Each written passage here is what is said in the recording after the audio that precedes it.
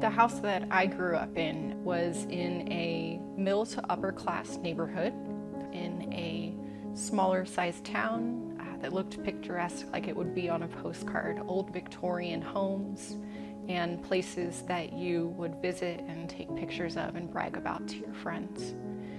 But what they didn't know is that if you walked inside of my home, it was anything but a postcard. I was trafficked by my mom from ages 6 to 18. My mom was a nurse who helped everyone else, but she never helped me.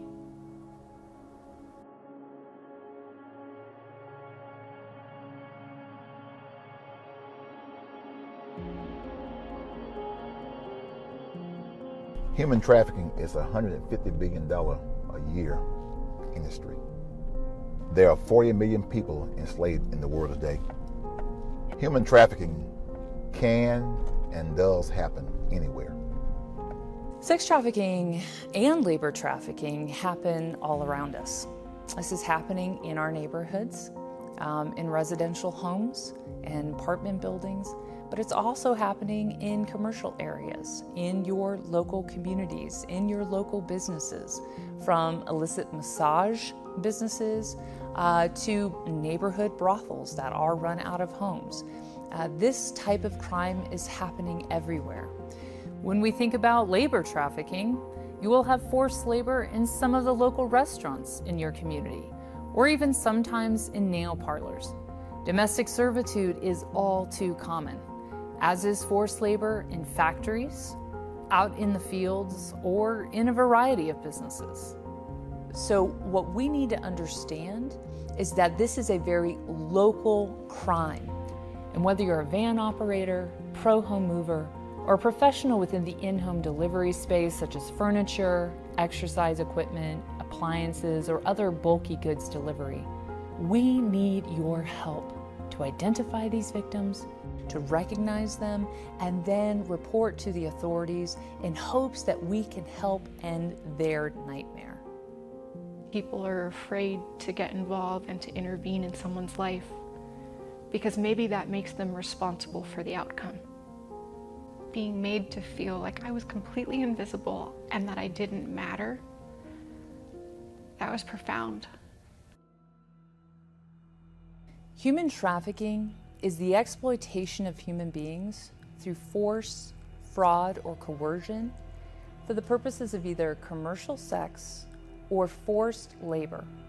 And you have a third party, a trafficker, a victimizer, basically a predator, who is making a profit off of their back. And these victims find themselves in situations they literally cannot get out of. So if someone from the outside was entering into my home that I grew up in, what would have stood out for them were immediately entering into the kitchen. There was a flat screen TV that had pornography that was looping on there throughout the day. It was usually images from my bedroom, so it wasn't just a random scene.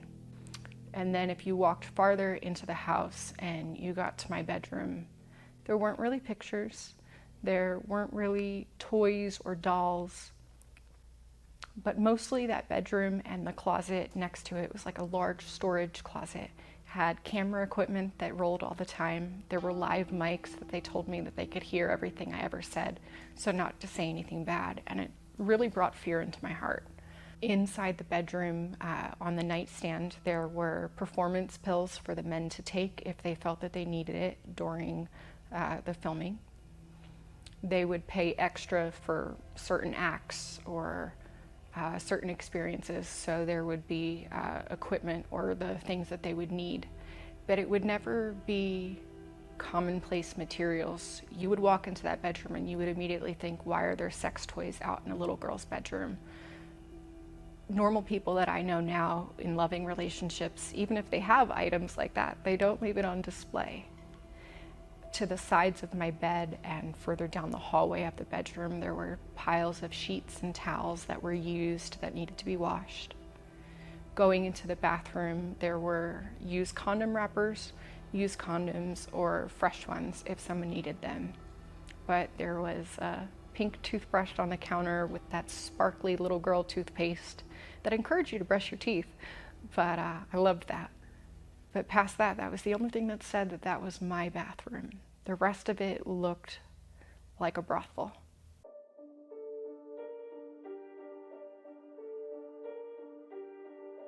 Force is everything you think about, right? When you hear that word. Force is beatings, rape, gang rape. Victims have been shot, stabbed, tortured in unimaginable ways, forced into isolation, forced into drug addiction. Anything that that trafficker is going to do to make that victim comply, they will do it. Fraud is the promise of one thing, but the delivery of something else.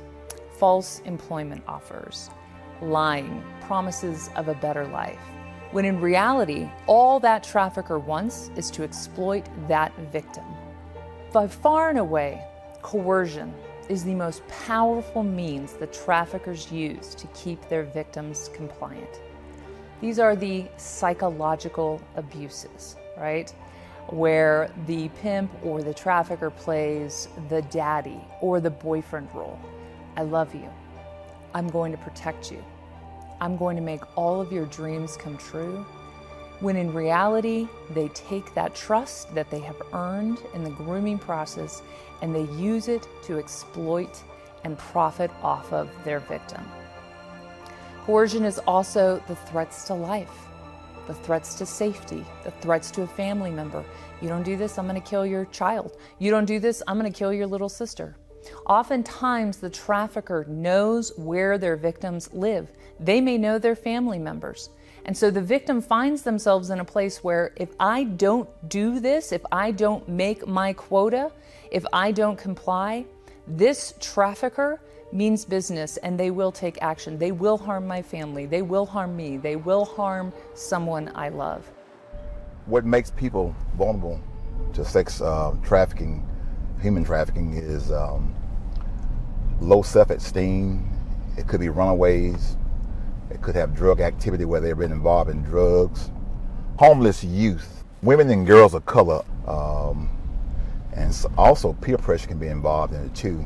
When you have kids, especially with the LGBTQ, those kids pretty much could be where they're at home and parents, loved ones kind of push them away because of where they are with their sexual preferences, and they feel embarrassed, and they're looking for someone to love them, looking for somebody to be able to interact with, and they go to these human traffickers. They find them as a easy target.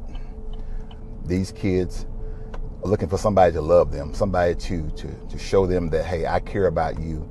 And human traffickers, they target these kids to the point where they know that I can offer you something that your parents are not offering you.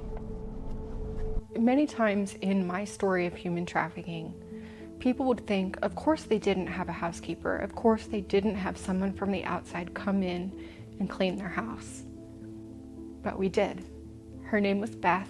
She was an older woman that probably looked like the older women that we run into the grocery store all the time. I don't know what she was paid, but I do know that she came at least once a week. She was responsible for cleaning the sheets and towels. There's no mistaking the smell of those sheets and towels.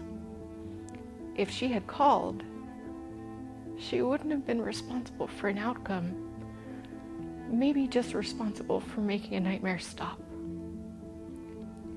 I wish she had. I don't hold any ill will towards her because I think that people can't be responsible for the knowledge that they don't know or don't understand.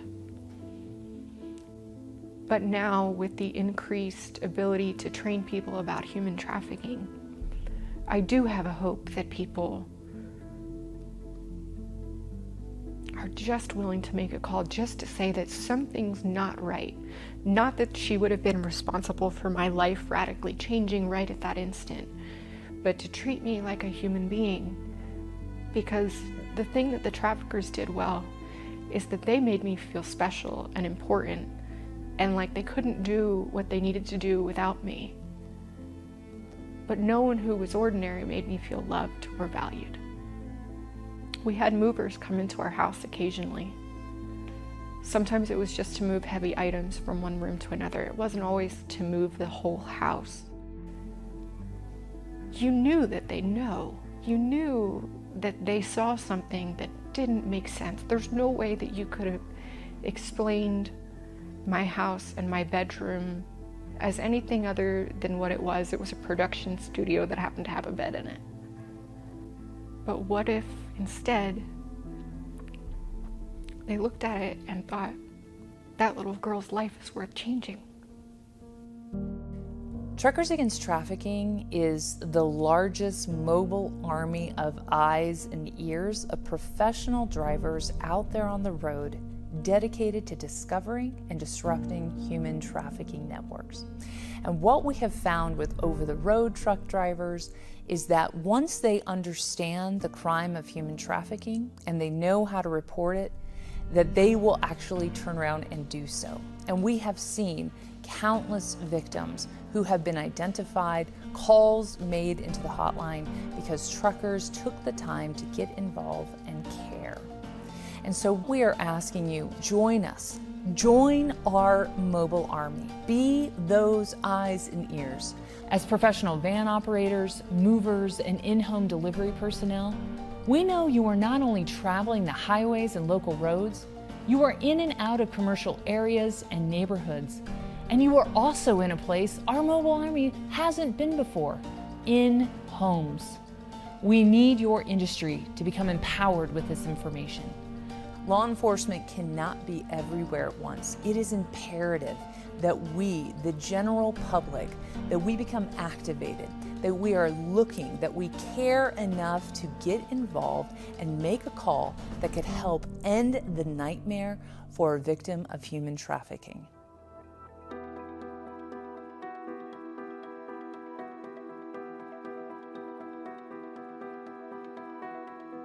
One of the #1 signs to be on the lookout for is any minor who is selling commercial sex.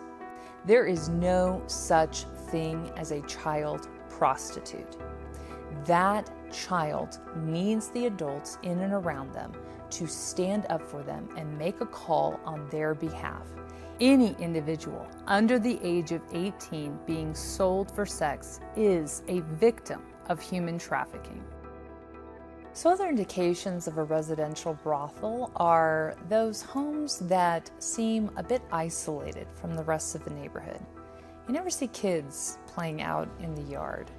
It only seems that large groups of women live there. Not really family situations taking place. It's different cars constantly coming and going at all times of day and night. And typically only men coming and going from the residence. Again, these are all indicators that human trafficking could be taking place. Do you see a bedroom or a separate area from the rest of the family home that appears to be in different condition, like a different standard of living, cleanliness, the number of personal items other than the family bedrooms? Is there a mattress on the floor, or is it a substandard arrangement in the basement or the garage that appears to be the bedroom of a particular family member? Are there multiple people living in close quarters that seem to have a different standard of living than other people in the household? Is there evidence of excessive security at the home? Is there a bedroom or a part of the home that has a lock on the outside of the room rather than on the inside? Is there evidence that appears to indicate that the person is only a guest in the home? Are there certain people at the property who are not as engaging as other people in the family, as if they've been told not to, or they're unable to communicate for themselves? Another red flag that someone may notice in a house is windowless bedrooms that happen in the house, which wouldn't be typical. You may see lots of fast food containers and bags and throwaway takeout bags and not many home-cooked meals. If you looked into the cabinets, maybe there's not much food to make fresh material. Potentially, the trafficker may live in the main bedroom and he has the clothing of the women in that bedroom, so he has power and control over what he chooses for someone to wear. but you actually have to walk by that main bedroom to get to the other people's bedrooms, where there's not a lot of privacy and security for the other people of the house. Everyone would know what is going on because they have to go by that first bedroom. For those of you who are approaching a residence, are you hearing any kinds of shouting or yelling or even screaming? Are you overhearing threats being made? Do you hear anyone asking for help? Also, pay attention to what you might see, like any potential victims that may be visible. Do you see anyone who looks distressed or upset, crying or fearful? Again, not every instance may be human trafficking per se, but these types of signs should be your first indication to look for additional red flags.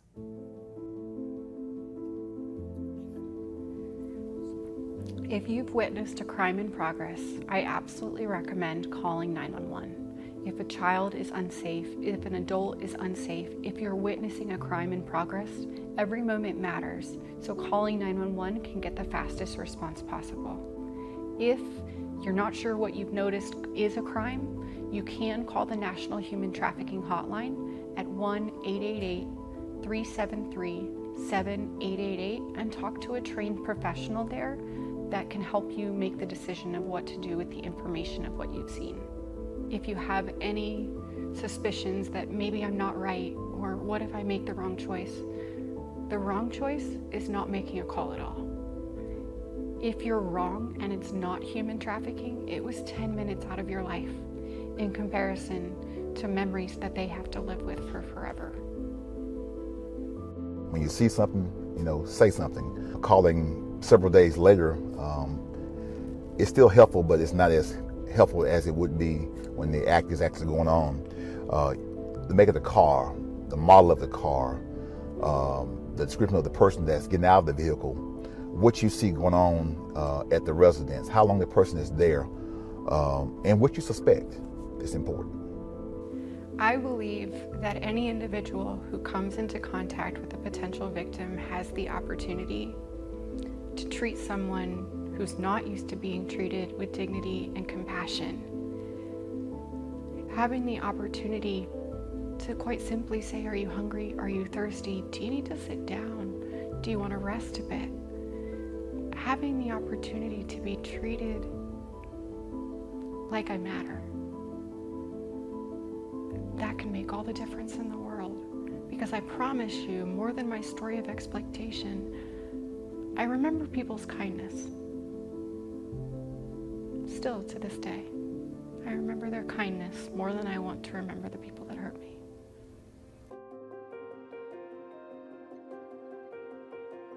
Do not put yourself in harm's way. Don't try to intervene. Just make the phone call. Just be our eyes. Report what you see. Well, again, maybe one red flag isn't necessarily evidence of a crime, but if you start to see 2 or 3 of these red flags mount up, make the call. As a father, I would want you to make that phone call if it was my child. Think about it, if it was your child. Would you want that phone call to be made by someone else? I need you. I implore you to make that phone call. I think the biggest thing for me is that if one adult, even one, had made a call of what they suspected, even if they couldn't prove it, my life would have changed drastically. It's okay to be wrong. I promise you, being a law enforcement myself, we will not get angry at you. But what if you're right? Being trafficked from 6 to 18, and now to be told that I'm visible and I'm seen and that I matter and that my story matters. If there can be one phone call made on behalf of another victim, if their nightmare can end one day sooner, it would be worth it.